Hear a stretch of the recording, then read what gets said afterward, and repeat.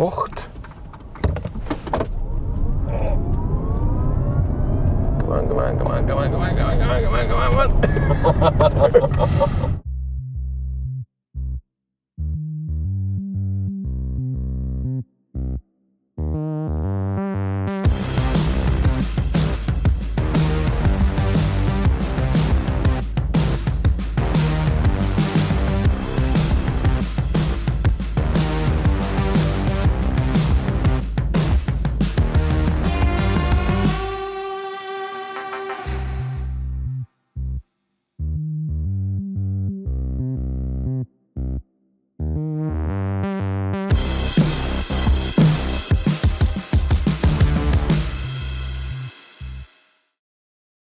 Hello everyone and welcome to the Kia EV9. Today, yes, it's a busy road here. It's extremely windy. I hope this works. I'm in Nice today and Kia invited me to drive the new EV9. There has been videos out to show the car and today we're driving it too. But I'm still going to show you the car outside, tell you all about the specs that I have here, the prices, take it on a little trip. There won't be any consumption test or anything like this. That area just doesn't work like that. This Kia EV9 will be available with either 150 kilowatt 204 horsepower rear wheel drive motor or all wheel drive like this version, twice 141 kilowatt, so 192 horsepower, together 384 horsepower all wheel drive. We get 700 Newton meters of torque, which is cool. Top speed of 200 kilometers an hour. Battery capacity is 99.8 kilowatt hours. WLTP range combined is then 505 kilometers on this spec, the all-wheel drive. The rear-wheel drive will have 550 or something. I put the number in here. Charging is the same as in the EV6. 11 kilowatt AC and up to 240 kilowatt DC, still 800 volt system. Battery just increased. The wheelbase space is now at 3 meters and 10 centimeters, which is cool. This car has 21-inch wheels, that's ginormous. Prices on the Kia configurator: the car starts at 72,500 euros. If you want the bigger motor, it's, my god, it's windy, 76,500. And then there's the GT line, it starts at 82,000, and then the AT line for the GT line, not the AT line, the GT line. And for the, you can have it in a 6-seat configuration, so you have 3 rows, each 2 seats, or a 7-seater where the second row has then 3 seats combined. Oh my god, I never experienced wind like that. I wrote some things down. Let's go through. We talked about a motor.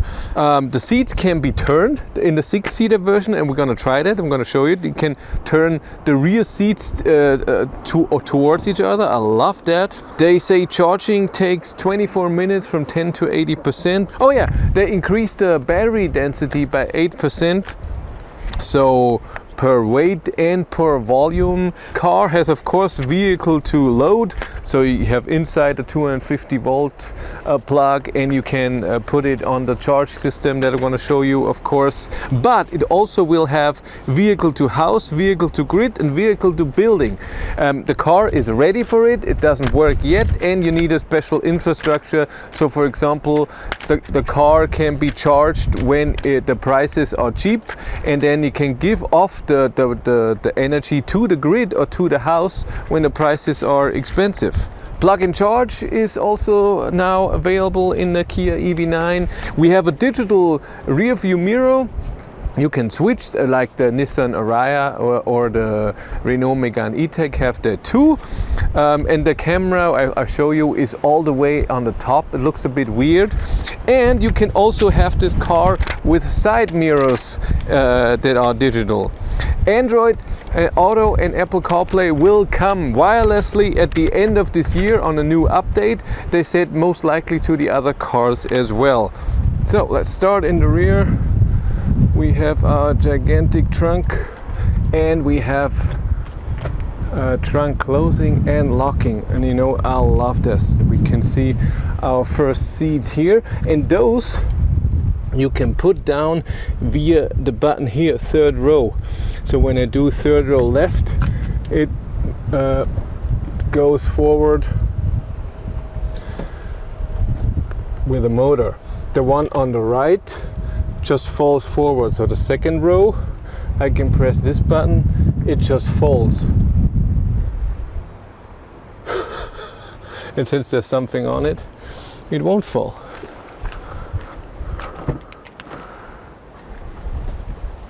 We have a little thing here in the middle that you can take out. It's blocked from my stuff, of course.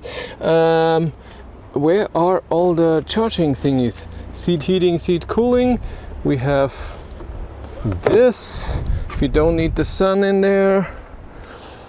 Where are my USB-Cs? Ah, they're in the front seats, like they were in the EV6. And 2 cup holders. The rear seat also has buttons, so the seats go forward so they can get out, and also USB-Cs on the side. And back there is the 230 volt outlet. And here is control for your climate for the rear, and the air vents that are in the ceiling. And a special panoramic roof that can be opened, and in the front it can even open as a sunroof so to get air in. Here in the door we have our ventilated seats, heated seats, memory seats, steering wheel heater, and I think the left bottom looks like a massage, I'm not sure. Down here you can open the front, the trunk, and the charge port, and you have the seats with the relax function. They go back all the way, and I just learned when they have the relax function they cannot turn. So if you want to turn your seats, you cannot take this function. In the middle we have armrests, we have 2 cup holders, inductive charging, wireless charging, a few more buttons, little pocket that doesn't fit too much. On the steering wheel, the same as in the EV6, except for drive mode and terrain mode. In drive mode we now have a personal mode as well, and in terrain mode you have snow, mud and sand. The frunk in the all-wheel drive is around 50 liters of space, which is enough for every charging cable that you have. When you have the rear-wheel drive, it's 90 liters. That's gigantic. Kia EV9 here in Nice. I would say not nice. We're driving in sport mode here in a little very curvy road, narrow. Driving through here, you feel that it's heavy. Even though I'm an iPedal, brake force and everything, you feel it's a heavy car. We have a almost 100 kilowatt hour battery. What was it, 2.5 ton, I think. That is a heavy car, and it feels like this. It's not very nimble. The seats that we're in, I don't know, I'm being pushed around left and right. Side support is not that amazing. Maybe I have to be bigger. Then it could fit. It's fun. The power is more than enough. The suspension in sport is interesting. You're not jumping around. I like that. The steering is also okay in sport. We're gonna switch to normal mode at some point. Wanna see that? Acceleration is great. In driving like this, you need the brake pedal. Regen alone doesn't do it. Sport. Come on. And let's drive the EV9 and drive it comfortably. Not the crazy drive we just did. We've done millions of cornering. I'm a bit sick to my stomach. Now it's time to relax a bit, let it drive. I'm still gonna put it in iPedal. Ooh, it brakes right away. But we are in normal mode, and aren't I? Yes. Normal mode. We have to see what the My Drive thing is. Must be in the system somehow. I hope that you can switch power, steering and suspension. in a different way, so you can have sporty power but suspension soft. I hope it's like this, but we'll see. Now I did on purpose, I didn't turn off the new speed limit sign recognition. This is the beeping what you just heard when the speed limit has been recognized. Now for me it's more about how does the car feel when you drive normal. The suspension is good, but I don't know, maybe it's I've never been to Nice or south of France. I don't know, it is very bumpy. So a little bump, and it's a strong, it's something strong. It's not very smooth. And I'm in normal mode, I'm not in sport mode. I don't find it the best. I was expecting a bit more comfort from this kind of car.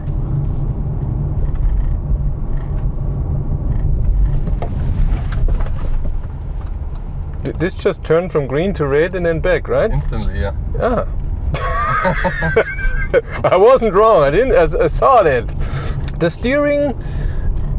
I feel that the difference in the different drive modes. In sport, it's a bit heavier. In eco, it's a bit lighter. Overall, it's okay. Again, I wouldn't say it's the best steering, but it's okay. As all Kias and Hyundais, I love the screens. I love the info I get. I love the new info here in EV, where you can see your instant consumption of the different things that you have, from battery care when the battery is being cooled or heated up. You see your charge limit right away, your state of charge. You have all your information in your cockpit. I love that. There's not too many buttons.